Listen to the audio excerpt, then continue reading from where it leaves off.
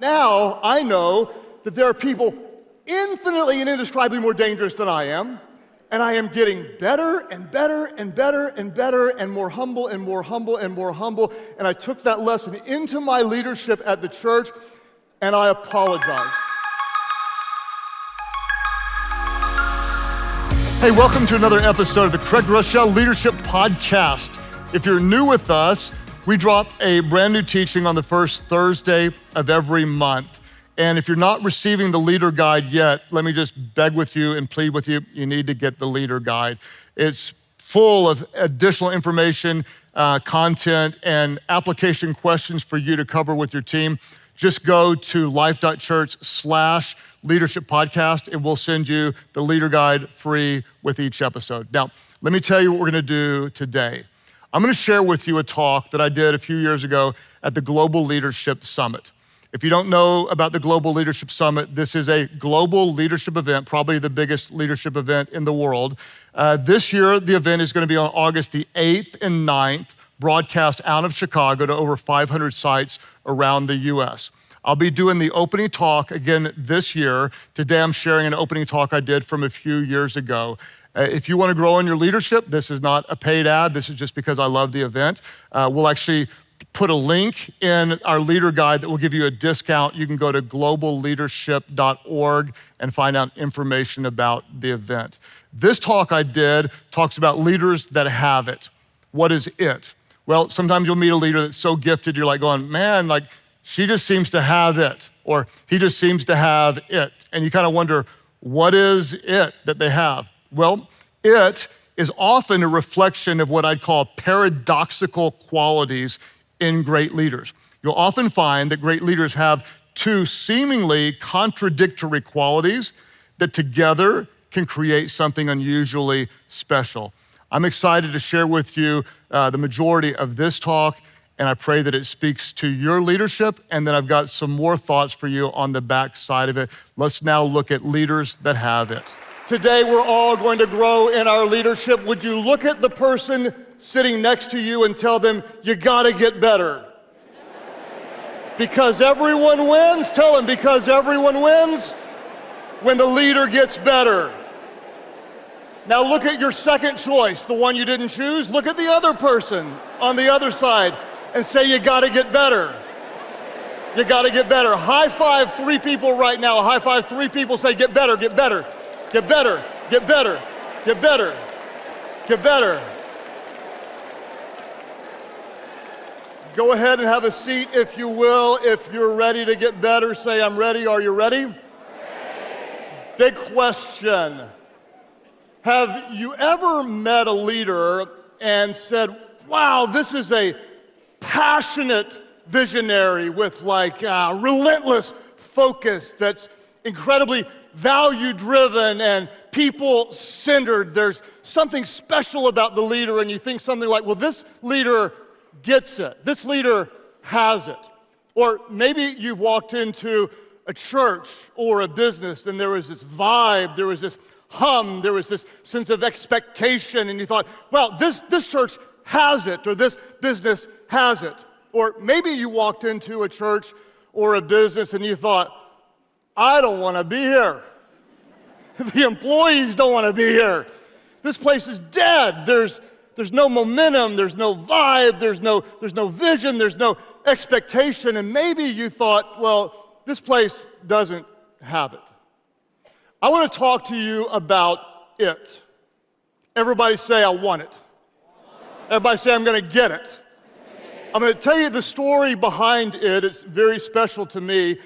In the year 2005 or so, I lead a church, and our church was one of the first ones to expand to doing church in multiple locations, something that had never been done before. And as we were expanding, we were learning, and we would build a building that would look exactly the same in one place as it would in another. If you dropped into any one and we blindfolded you, you wouldn't know which one you were in because they were exactly the same. The worship was the same songs at each place done by equally solid worship leaders. The staff was all hired in the same system, trained in the same culture and values. The teaching was exactly the same via video. all the contributing inputs were the same, but the outcomes were incredibly different. It was bizarre. You could walk up to one, and walking into the building, you felt something, this faith and this anticipation, and you could almost hear this like, something was going to happen. Then you could go 12 miles down the road to the exact same building with the exact same music, with the exact same teaching, with the same kind of staff, and you'd walk up and you wouldn't feel it, and people didn't seem to really care and want to be there. And it was so bizarre because all the contributing factors were the same, but the outcome was very different. We started to scratch our head, and we didn't really have language for it, but what we just started to say is like, well, this one has it, and this one doesn't have it. And so we started to ask ourselves, what is it and what contributes to it? And we did kind of a real in-depth organizational study. Well, in 2008, at the Global Leadership Summit, my first time ever to be there, I released a book that was called It. I'm excited today to re-release a very expanded and revised version of it called Lead Like It Matters. Better title, I must say. 7 Principles for a Church That Lasts. And I want to encourage you to get a copy of this. Even if you're not a church leader, I learn from business leaders all the time. Leadership principles are leadership principles. Buy a bunch, buy 100 for your team. You say, you just want to sell your book. Yes, I worked hard on it, but my family is honored to donate 100% of every dollar from every book sold everywhere to start new churches. So I say it with integrity. I believe this will help you. I want to help you lead like it matters. That raises the question, what is it? And the answer is, I'm not really sure. Beautiful. You wrote a book on it and you don't know. I'm not buying that one, okay? Let me tell you what it's not. It is not the result of a model. In other words, your business can't copy someone else's model and get it. Your church can't copy a program from a great church and get it. It's not the result of a program. What we do know is that there are things that you can do to lead toward it, and there are also things that you can do to kill it. We found that one leader doesn't necessarily bring it, but the wrong leaders can kill it. We could say that it happens.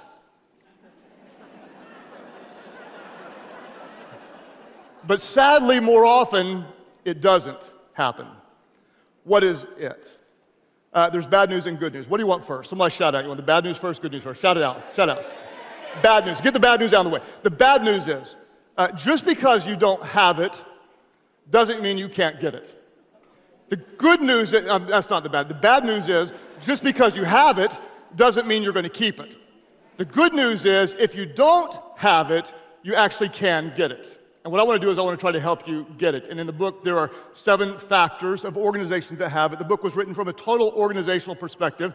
The book was done and settled, and I was sitting down with 5 leaders at my desk, and they said, hey, what qualities do the leaders have in common that have it?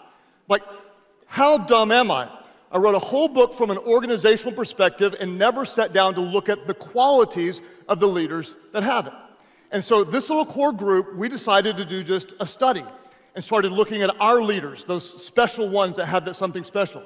And then we looked at top leaders in the field, and what we found was not shocking on one hand, and on the other hand, it was mind-blowing. What we discovered is, of every leader that has it, that something special that you trust, you believe in, you want to follow, you're excited to be in the room with them, the leaders that had it, they have very extreme qualities, which is no surprise whatsoever. I talk to people all the time like, we just want to hire well-rounded leaders. I don't at all. I don't want well-rounded people who are good at a lot of things. I want extremes. I want those who are incredibly talented in very specific, very narrow, almost weird areas. Why? Because greatness is found in the extremes. If you are a little bit weird, go ahead and step into it. Be extremely weird. If you obsess about something, if you're like really passionate about something, if you're really, really good at something, press into it because greatness is found in the extremes. We were not shocked by that. We saw these people with very extreme qualities. What was shocking is we looked at Pastor Bobby Grunwald, my closest friend. He's the founder of the YouVersion Bible app. We looked at him, and somebody said, yeah, Bobby, he has this extreme optimism, this visionary. He sees everything's possible, but generally when there's someone like that, they don't have their feet on the ground. Bobby is this extreme visionary, and yet he's brutally realistic. It's like these were opposing extremes. We looked at Jerry Hurley, one of my closest friends who's been with me for almost 25 years, and he is a world-class culture builder, and when he talks to you, you always know where you stand. You never wonder. He is brutally direct, but he loves you so much you feel loved even when he's firing you in the name of making the organization better. He is direct as can be, and yet he's kind and he's empathetic and he's compassionate. And it was so confusing because I was like, these people, they have these, like, really one extreme over here, and then there's one other extreme over here, and they were like polar opposites. It was bothering me. It's like, is this like contradiction? Is this like hypocrisy? And then, in case you don't know, I'm a pastor of a church, and so there is one that I talk about more than anyone else, and his name is Jesus, and it doesn't matter your spiritual background, you're welcome here, but I follow Jesus, and I looked at Jesus, and I thought, he's like that. Think about it. He is like extreme, like fully God. He's all God, and he's fully man. He's both.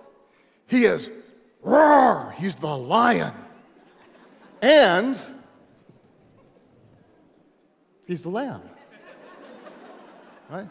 He is the alpha. He's first, and he's the omega. He's last. His teachings were extreme. If you want to find your life, you have to lose your life. If you want to be great leaders, you have to serve. And it hit me. The leaders that have it often have extremes that appear to be contradictory, but when working together, they're explosive in leadership impact. So, I came up with a little bit of a title or a little definition for a leadership paradox. I made this up, so if you don't like it, you can just email me at craig.thisisnotareal.email.com. What is a leadership paradox? I call it this. It's a contradictory leadership qualities.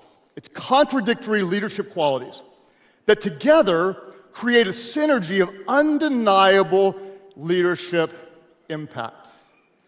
If you want to grow in your leadership impact, I would say grow in your extremes, and let's grow in some contradictory or almost opposing extremes.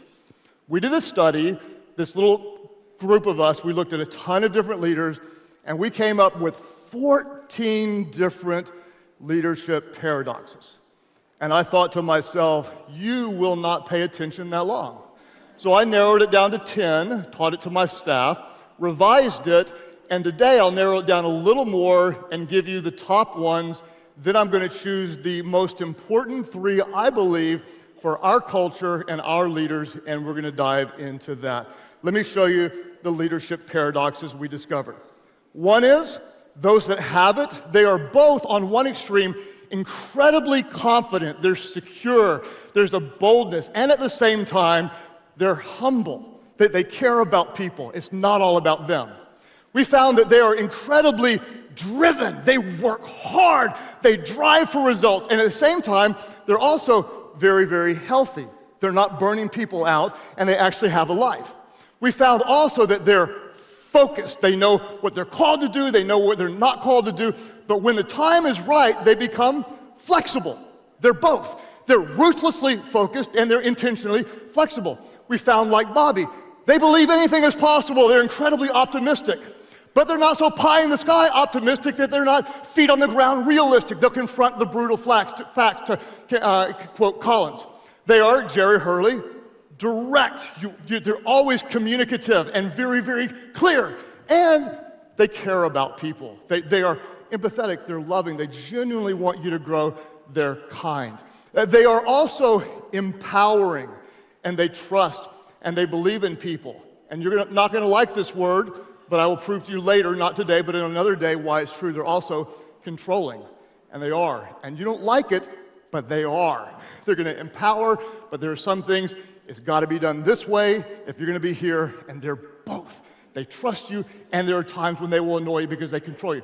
Another paradox, they are urgent. Get it done, get it done, get it done. Drive. They push for results.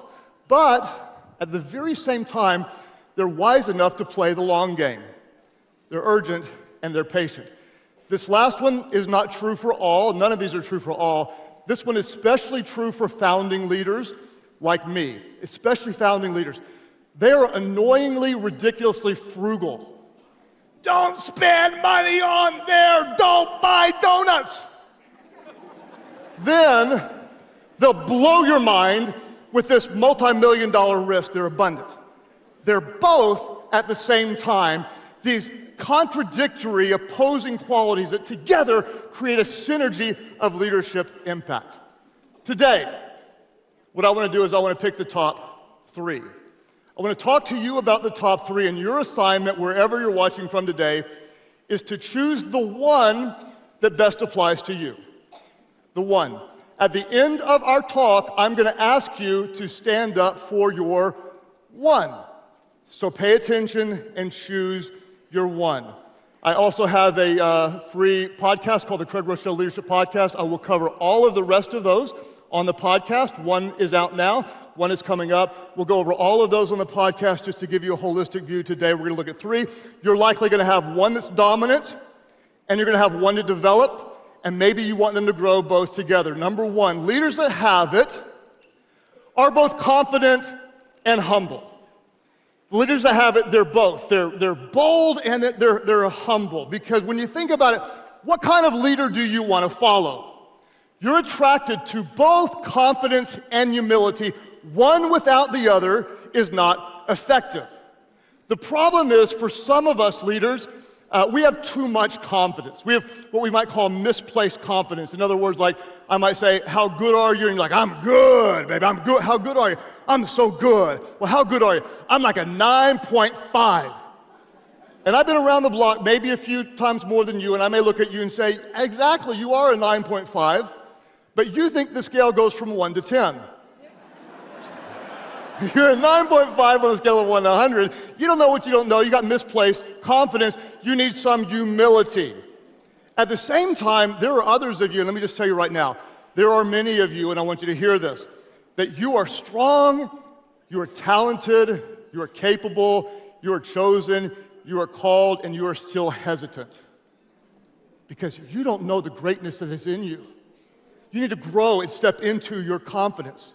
And what's amazing is the leaders that have it, they're generally growing in both of these at the same time. The very same time that we're becoming more confident, we're also in the moment becoming more humble. How does that work? I want to introduce to you my very best friend, my bride of 31 years, mother of my 6 children, grandmother of my 5 grandchildren, and 50 or so coming, the way my kids are reproducing. Amy is with us today, and I love you with all of my heart. You're my best friend. So, just so you know, she's not just Amy, but she's Gigi, and I'm Pops. We got a lot of grandkids. So, we were out of town, we were at a pool, and we were enjoying ourselves. Like, nobody knows us, and we're at a pool.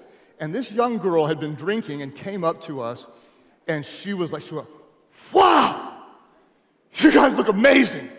Like, look at you both of you, like, you're amazing. Confidence. You look incredible. Like, wow. I stuck my stomach in. I put my arm around her, like, you look amazing. Confidence. She said, I told my boyfriend, I want to look just like you when I get really old. At the same time, confidence and humility. How do you, leaders, grow at the same time in your confidence and your humility? Let me tell you how. I want to encourage you to push yourself to the point of what I call leadership discomfort. Push yourself to the place where you're not really confident you have to do what it takes, but as you grow in your confidence, you're also humble as a student. You're going to push yourself to the point of leadership discomfort, because a growing leader is in a constant place of discomfort. We're going to put ourselves in a place where you feel stressed. Well, I'm not a very good speaker. Speak! What's going to happen is you're going to get better and you're going to grow in your humility. Odd story, I felt stuck. I was losing confidence, and at the same time, I was probably losing humility because I'm the leadership guy. I went to a performance psychologist to help me, and he said to grow in your humility and to grow in your confidence, take on something new and unrelated to leadership. Very interesting. He said, for you, I want it to be something high adrenaline and something that feels dangerous. Because for me, that would disconnect my mind from always thinking about the church. So I took up two things about 2 years ago and have been progressing. One is jiu-jitsu. If you watch MMA, that's what happens when people drop to the ground. The other thing is I'm getting my private pilot's license, and we'll test within this month. If you look at that plane and it makes you nervous, the good news is it's not as old as it looked. It's only 48 years old, which is way younger than me, so it's totally safe, I think, right? How many have seen the movie Top Gun? Okay, that's a Top Gun starter kit. That's what that is. That's a Top Gun starter kit. So, in jiu-jitsu, if you look at me, you might say the same thing I thought. Craig, you look like you're in decent shape. You're probably as strong or stronger than most people that you would roll with. You played college sports, you're a pretty good athlete. You'll probably be just fine. Oh, no, I'm not. Little guys wrapped me up and made me see parts of my body I've never seen without a mirror before. It's the... And at the very same time, now I know that there are people infinitely and indescribably more dangerous than I am, and I am getting better and better and better and better and more humble and more humble and more humble. And I took that lesson into my leadership at the church, and I apologized to our team in humility because I had been overly confident. And I had significantly misdiagnosed the current state of our organization. And I'll tell you briefly what I did. I told them, please forgive me. I'm sorry. I have a lot of leadership experience in leading in good times, or in slow times, or in momentum. I know how to do that. I have been led through significant crisis. In crisis, you conserve cash, you act quickly, decisively, communicate frequently. I know how to do that. As the COVID season started to lessen, I went back to what I call the normal leadership mindset. And what I had misdiagnosed completely. There's nothing normal about this season. Nothing normal. Maybe since like World War II, there's never been a time in history where we as leaders have had to lead out of a 2-year global crisis. This is not normal times, this isn't good times, this isn't bad times, this isn't leading crisis, this is leading out of crisis. And it's an entirely different mindset. And so, in humility, Mr. Leadership Podcast guy told the staff, I missed it completely. And when I saw what I missed, my humility increased, and my confidence increased, and I'm leading like it matters. To grow in your confidence and to grow in your humility, let me just beg you, push yourself to the point of discomfort.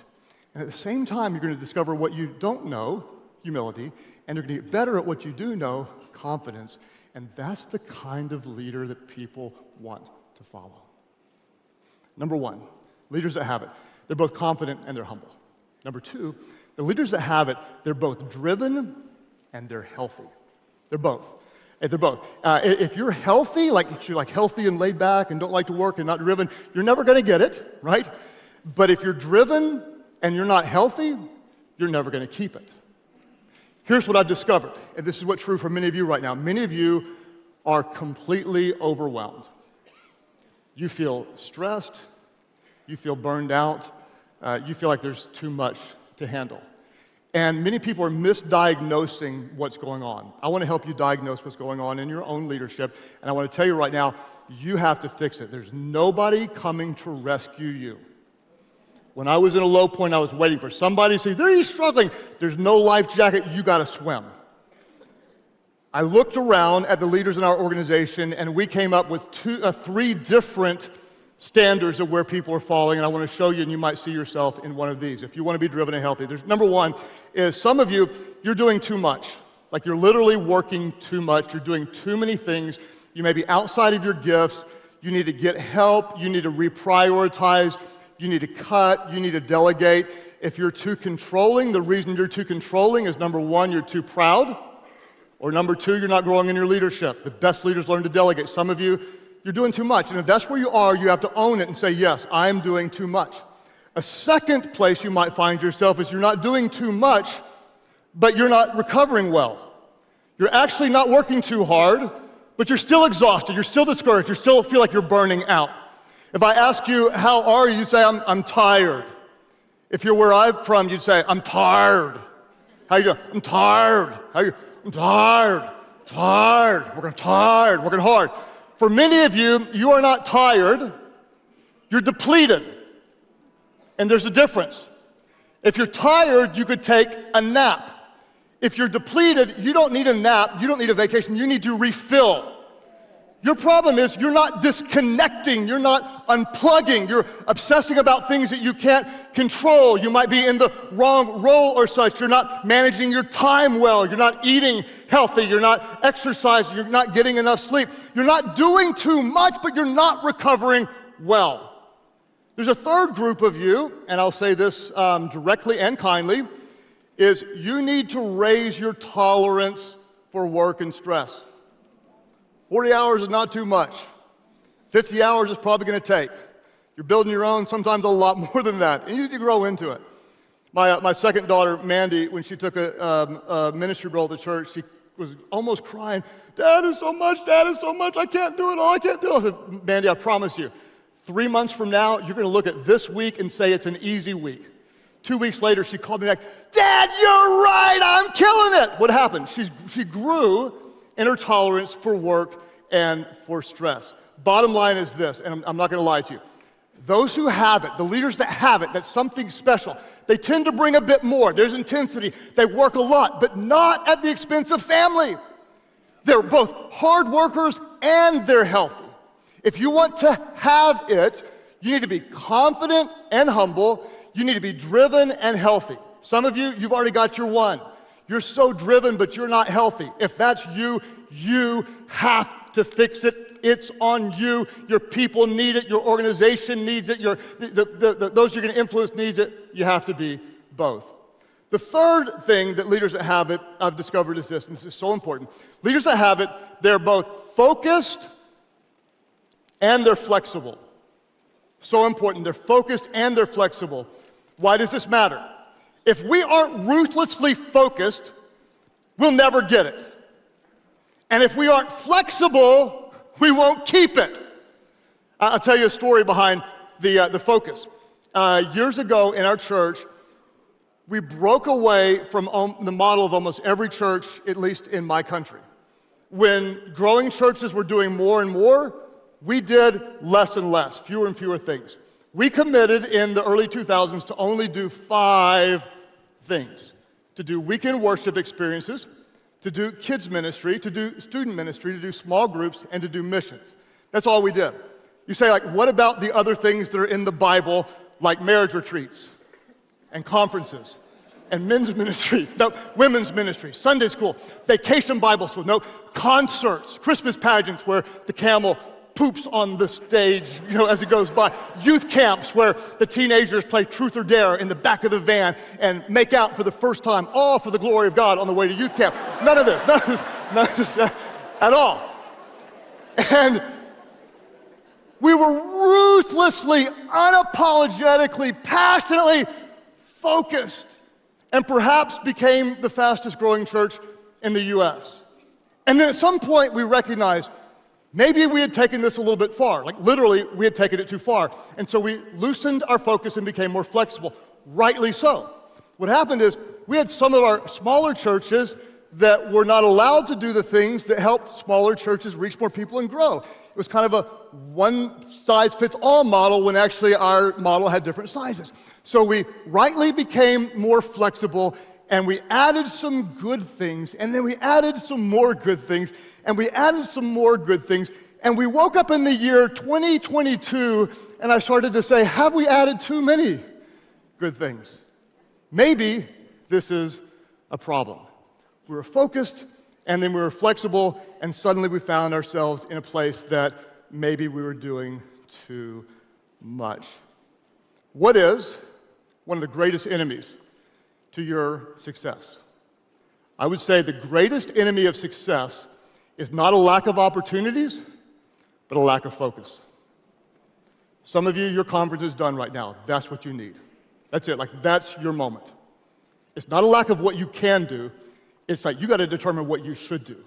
It's focus. It's focus. It's focus. So what we're doing right now is I'm guiding our whole team. Next week, when I'm with our staff, 2 different layers of staff, the whole staff, we're going through a very strategic process. I talked about this in one of the podcasts. If you want to dive into more detailed information, you can just jot down episode number 79. That's where we talk in detail about this. We call it the 4 tiers of effectiveness. And I want to show those to you, and I want you to consider applying them to your organizational leadership. There are 4 tiers of effectiveness, and everything you do is going to fall somewhere in these tiers. What we're trying to do is we're asking ourselves, is what we're doing, is our use of resources bringing about the best return? If not, let's change it. Tier number 1 is something that's absolutely mission critical. Like, for us, we have to do church. We have to preach. We have to care for people. It's tier 1. If we don't do this, the boat doesn't float. Tier 2 would be something that's very important and strategic. In other words, this really matters to us organizationally. It's very, very important to us, but it's not critical. If we didn't do it, we could still be a nonprofit, we could still be a great school, we could still be a business. It's important, but it's not critical. Tier 3 is something that's meaningful, but not essential. We could do this, we might do this, but nothing significant would be lost if we didn't do it. Many of you, what you're going to find is oftentimes the vast majority of what you've absorbed into your culture is tier 3. It makes a difference, but not a big one. It gets a return, but the return may not be worth the investment. Tier 4, many of us get stuck here. When you look at your schedule may be filled up with tier 4 priorities. That's something that's externally initiated and often a lower priority. If you look at your schedule and almost everything else is something that someone else asked you to do, you're living in the tier 4, and you never change the world in tier 4. It's externally initiated. It may be occasionally important, but not often. It's, hey, will you do my fundraiser? Will you pitch this product? Will you speak at my place? One time someone asked me to do a funeral for their dog. I considered it. I wouldn't for a cat, but for a dog maybe. But it was an external priority. And what you're going to want to do is you're going to want to work through with your team and define tier 1, we do them. Tier 2, we'll likely do most of them, but if there's 800 things in your tier 2, those aren't tier 2. Use your brain. Tier 3, we're going to be incredibly strategic, very, very selective. Tier 4, if we're really, really focused, is going to be a rare yes. What we're going to do is we're going to be focused on what really matters, and then we're going to be flexible when we have to change. Just because we can do something doesn't mean we should.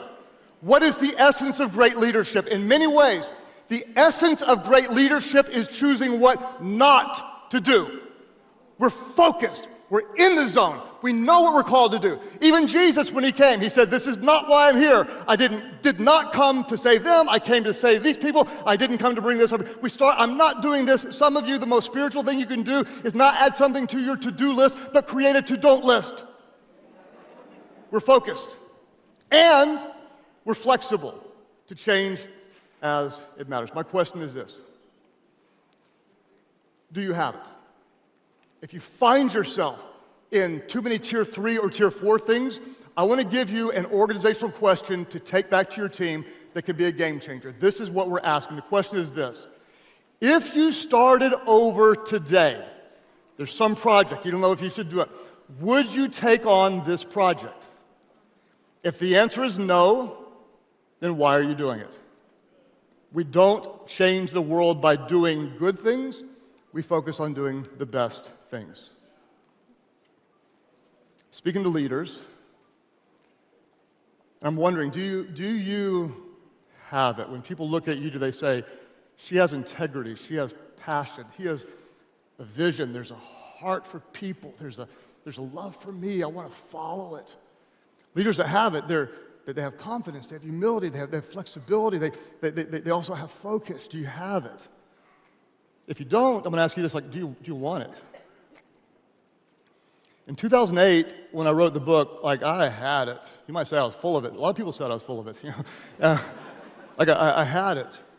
And it's hard to admit, but somewhere along the way, like, I lost it. Like, I lost it. And I'll speak from a pastoral standpoint, and I know many of you would have very, very different standpoints, but as a pastor, I found that I was praying more publicly than I was privately. I found somehow I started to care more about what people thought about me than what God thought about me. I was performing for the approval of people rather than preaching from the approval of God. The phrase, and again, forgive me for those of you that this may be out of your spiritual context, but for me, the phrase that I felt like God showed me is that I'd become a full-time pastor and a part-time follower of Christ. Full-time pastor, part-time follower. I had it, and I lost it. And so, like I said, I got help. It's not weakness to get help. It's wisdom. It's wisdom. It's wisdom. And my counselor got me in things that disconnected my mind, helped me to grow in confidence and humility. And I read a book I wrote in 2008 and needed to rewrite and go, oh my gosh, we were focused then and we're not. We're not now. We've lost it. We've got to tighten it up. And then I was like way, way, way too driven, and I was driving myself into the ground and doing it all for great intentions and believing I was being smart. And I learned that I can have it for a while, but I will lose it if I don't take care of my body, my mind, my mental health, and I changed the rhythms. And it means more to me than I can tell you that in both real confidence and deep and profound humility, I have that passion today. When I wake up, I think about doing what I'm uniquely created to do, and I want you to have that. What you do matters. It matters so much. I want you to feel it. I want you to step into it. Do you have it? If you do, you want to keep it. If you don't, you want to get it. Step into it. Let's go. Be extreme. Don't let someone talk you into average. Press into the extremes. Be weird. Be all in. I would invite you to do what I call stepping across the third line. Line number one is, hey, I'm a leader, and I'm in this enough to benefit from it. Give me my title, give me my position, give me my 401k, and let me tell people what to do. Line number one. Line number two, hey, I'm a leader, and I'll give some, I'll help some people, I'll try to make the world better. Line number three, you know it when you're over it, and you know it when you're not. My calling is to lead and love people. I exist to make this world a better place. It is not about me. I do this for someone else's glory. I exist to empower other leaders to push the organization forward, to make a difference in the world. Step across the third line and give your whole heart to it. Find it, live it, feel it, be it, lead it. So, which one is yours? We're going to get better. We're going to get better.